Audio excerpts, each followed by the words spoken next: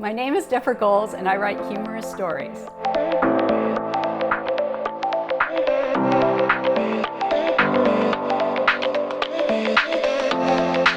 Welcome to the Authors Hangout, where we take a good hard look at some of your favorite independent books and get to know, or at least get to meet the authors of these books. I'm your host Rodney, author of How Not to Vampire and Watty's Award Winning novel The Canefield Killer.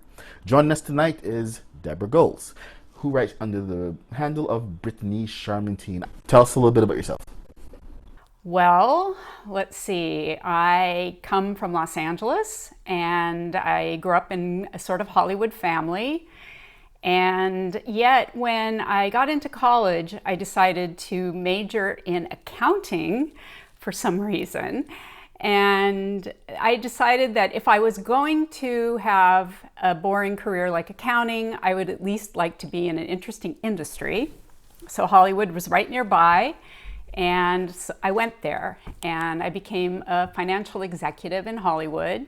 And I worked for companies like Universal, Dino De Laurentiis, and for the Muppets. And then I met my husband and ended up changing my life, moving to Northern California, where I live right now, super close to a bunch of fires, and raised a couple kids and decided to do the writing thing full time. The way I got onto Wattpad, because it's all related, was that I had written a story called The Perfect Guy. And it was a short story that I wrote for Lightspeed magazine for a contest they were having called Women Wreck Science Fiction. And I worked really, really hard on that story and went to upload it for the contest and realized that I'd missed the date. And I was really, really bummed because I'd worked so hard on it.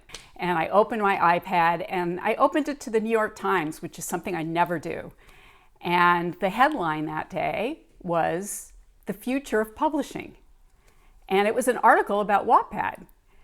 And it was just such a coincidence that at that very moment that article showed up. I read a little about it and I thought, wow, this is so interesting. It's a way of building up an online audience without having to blog, which is what you had to do in the past if you were an author to try to build an online audience. And I didn't want to blog because I wanted to spend my time writing fiction, so I didn't want to do that. So I thought this will be great. I can get an audience by doing what I already love.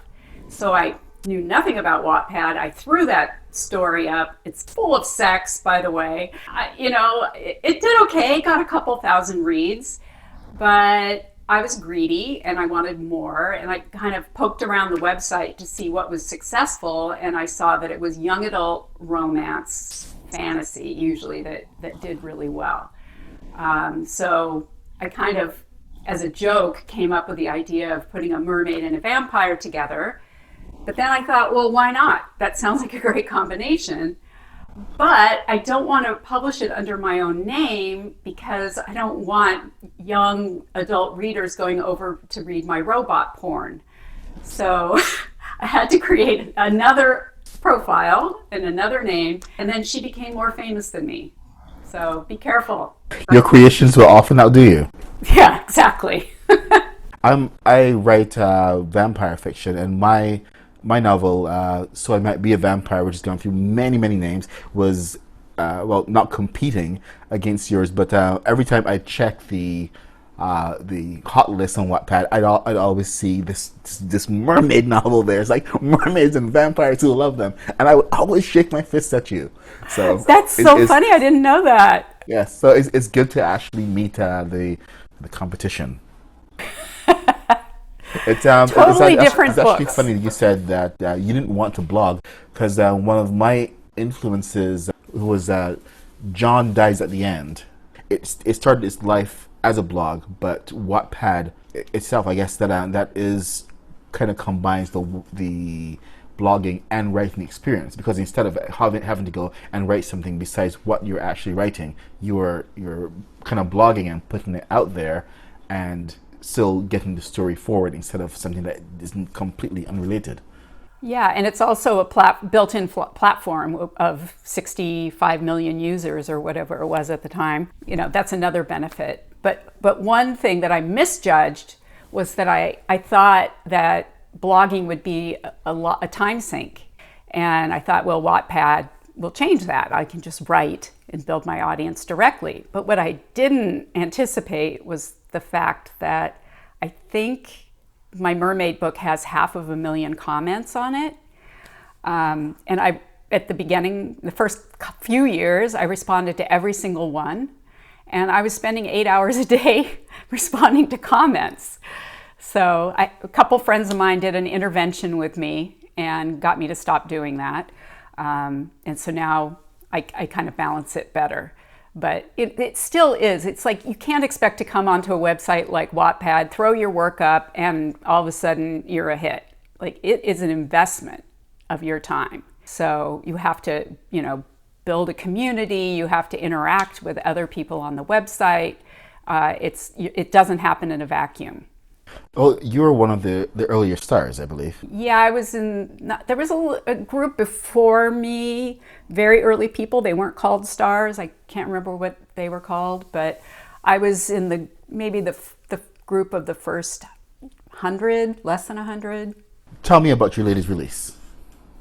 So the latest release is called Mermaids and the Vampires Who Love Them, a romantic fantasy for young adults. And it actually started out to be, I thought, I will just write the plot to Twilight, but I'll write it with a mermaid and a vampire instead of a vampire and a human, because plotting is the hardest thing. And I just was doing this for fun, right? I start basically writing that kind of plot, and I got to the scene where the vampire is supposed to rescue the girl. And in Twilight, it's when Edward stops the car from hitting Bella. And in my story, it was a scene where great white sharks attack the mermaid on her way into school for the first day, and the vampire dives into the water to rescue her. And I tried really hard to write that, but my main character would not allow it to happen. I've never actually had an argument with a character before, but I did with her.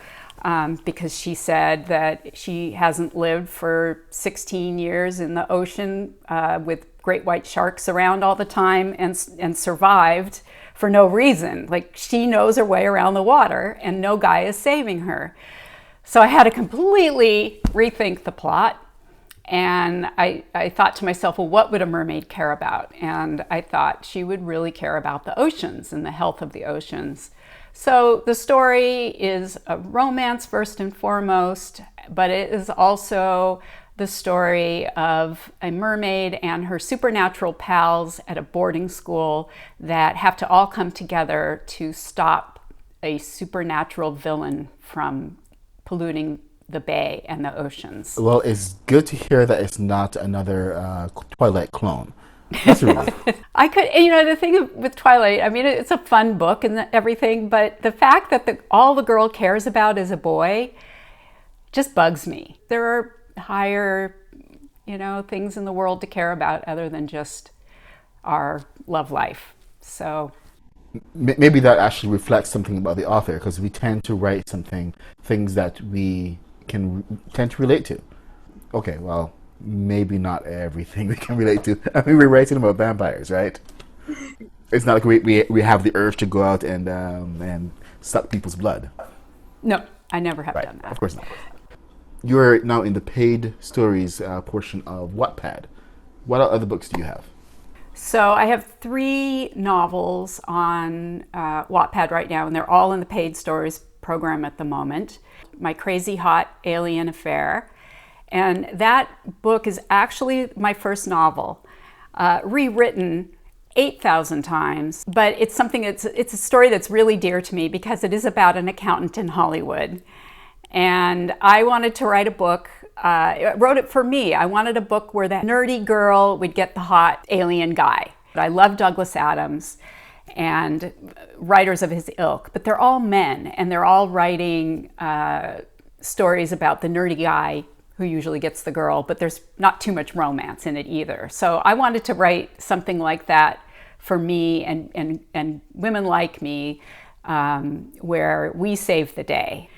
And then the second book was called Prince Charming Must Die, which I just completed. I worked on it for over a year, generally posting each week. And I would, of course, edit each chapter before I put it up. But it's, basically one of those things where you're writing stressed out every week trying to get your post up. And finally got it done. And it's a really fun story. It all started with the title, which was given to me by a friend, Tiffany Dawn, another Wattpad author. So the title never changed. And the idea of it started in a way that I think a lot of high concept stories begin. And it's a really good way of thinking about your story. And it's just a simple 2-word question: what if? And so in this case, Prince Charming must die. And I thought, well, what if there's only one Prince Charming and he's married to all the princesses in all the fairy tales? Prince Charming tends to be a character who doesn't have a lot of personality. He's basically handsome, rich, and he has a title. And so that got me started on the idea of this story about a cheating prince and the princesses that decide to take him down.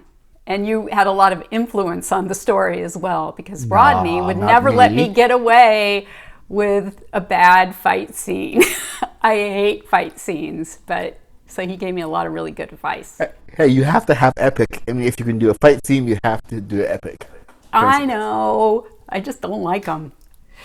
and you don't want to kill anyone. You have this whole thing about killing people. No, before this book, I've only ever killed one character. So I do have an aversion to killing my creations. I'm a benevolent goddess. A mermaid vampire writer. What is next for Brittanie Charmintine? Or is it going to be Debra Goelz? Well, this is going to be a Debra Goelz. It's not going on Wattpad. It's a middle grade book. And Wattpad is really supposed to be age 13 and up. I know there are younger readers. I try to tell them not to tell me they're younger because they're not supposed to be there. But anyway, so this is a book for more the 9 to 12-year-old range.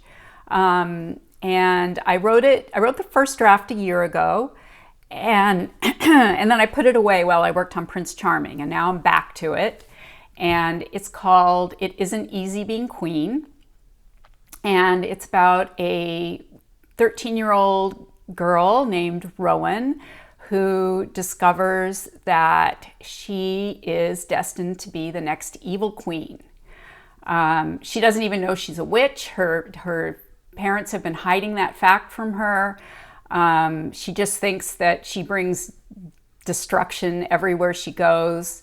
And then she finds out the reason for it all is that she is actually made of dark magic. So your body count is going to go up? It's middle grade. Don't make me kill people. You got it off screen. You know what? It is a little bit dark. It's dark. It's dark magic. And remember, Disney kills people off screen all the time. That's true. Okay, yes, there will be death. I promise death. Can you tell us a little bit about your writing process? You mentioned that you wrote Prince Charming chapter by chapter every week, and then you'd edit it and upload it. How I really think about story and how I start a story is, and I know you're the same as me in this regard, that we're both real big Save the Cat people. So if you first of all, I would recommend to anybody to go online and check out the Save the Cat website. And it's basically the hero's journey, but written in a way that I understood. Like, I have read so many books on story structure, like probably 50 books on story structure.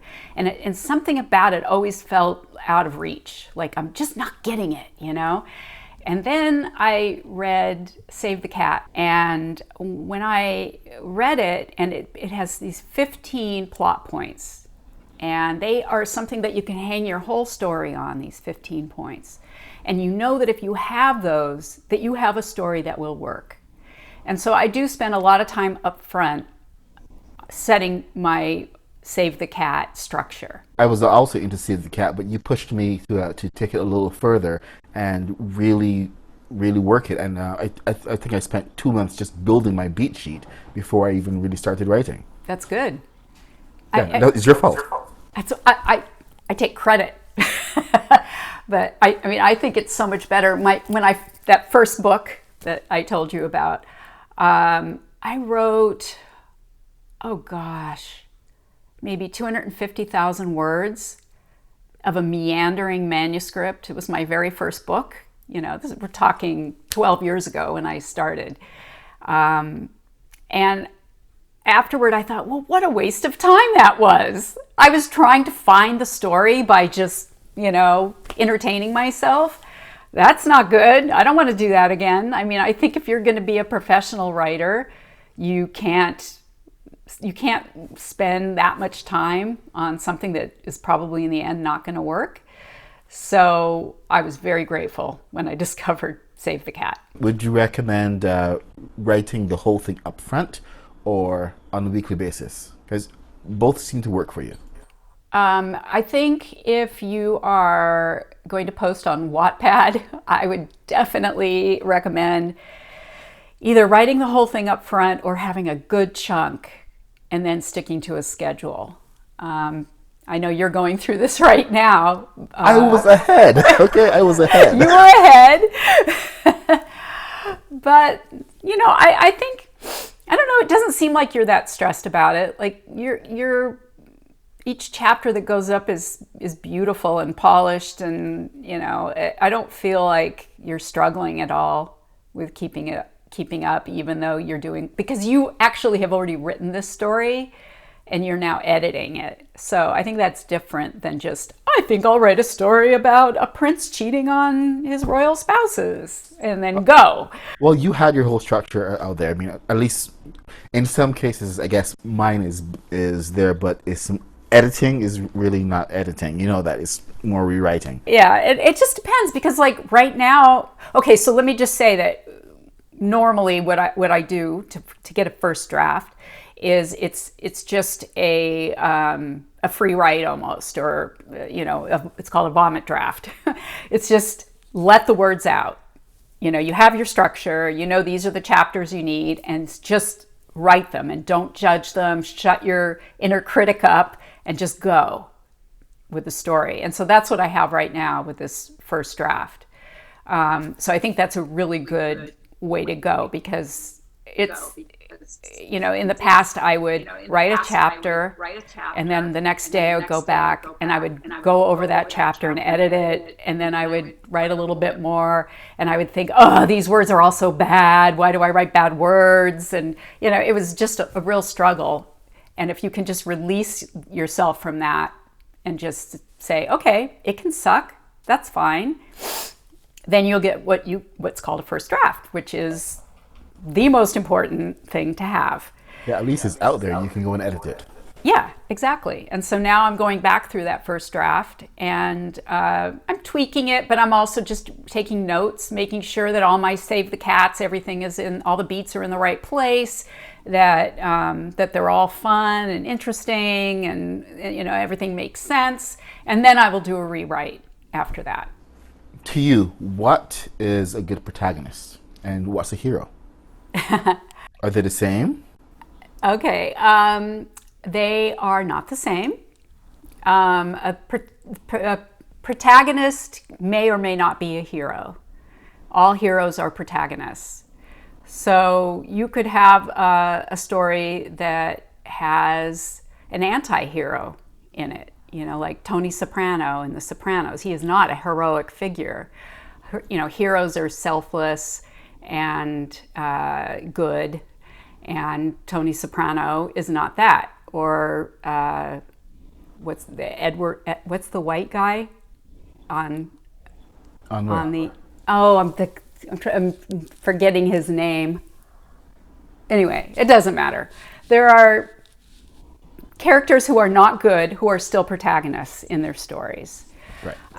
And so the protagonist is the person in the story who has a goal and then has some kinds of impediments to reaching that goal, and in the process of doing so, changes in some way. So that's the protagonist of the story. And what makes a good protagonist is one who really wants something. It's the wanting that the reader really can connect with, because we all want things.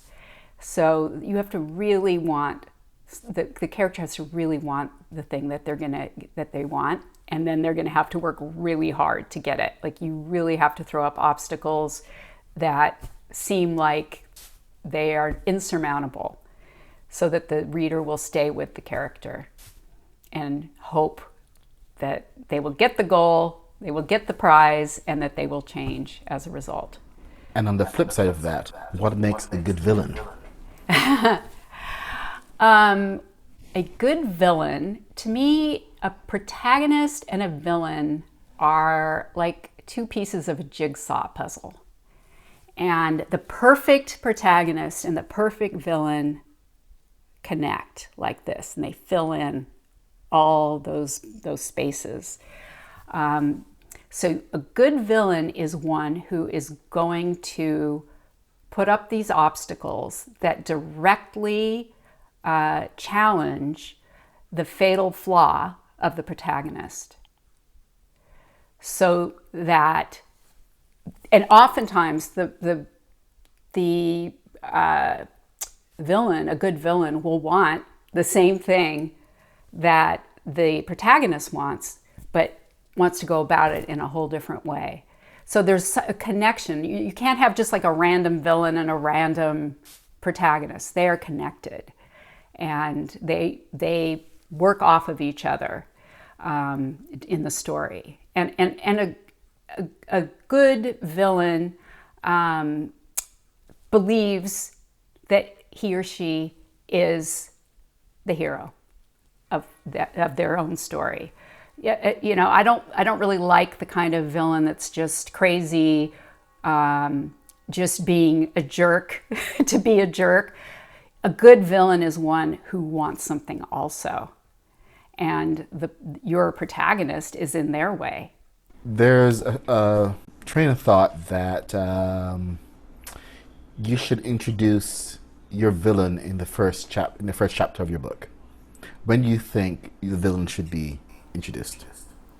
Well, I have thought a lot about this, because in my first draft of the Mermaid book, the villain, well, even in this draft on Wattpad, the villain doesn't show up for quite some time.